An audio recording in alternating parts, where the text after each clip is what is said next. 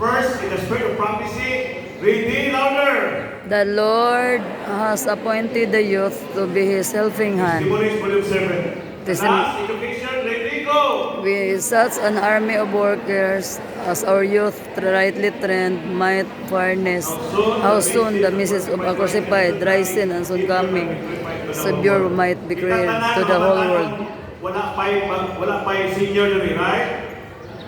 Wala'y senior, kay tanan, matanon pa sa buhat sa Ginoo. Amen? Amen. Isa'y gusto, mo dedicate, mo commit sa buhat sa Ginoo. Duka, nasa kamot. Palihong tindog mo, I will request Pastor Bermudez to pray.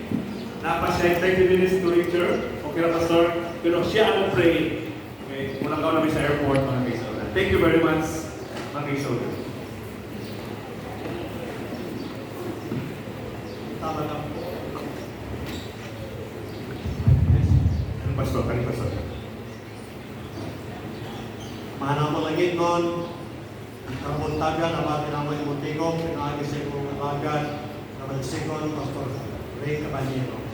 Ang imong pagbubuhat sa publishing sa buong edisyon.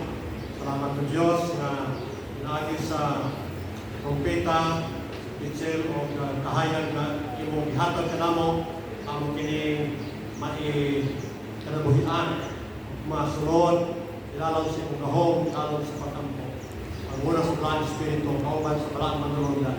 Kung sa garonin po, buhos mo ang imong saad na magtuman sa among taliwala, dining United Prayer Anniversary sa Union, na kaming tanan maka-eksperyensya sa genuine revival and reformation o mga maulungon, malawtayon na magbubuhat sa pinating hangtod pagkabaling ikaw.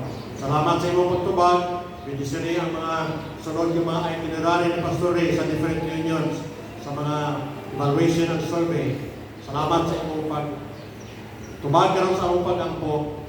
Sa ilo kami kagulay na sipyat sa among sinubihan. Kaya kinita na ang pangayo sa ngalan, balaan, ng Gahom ni Jesus. Amen.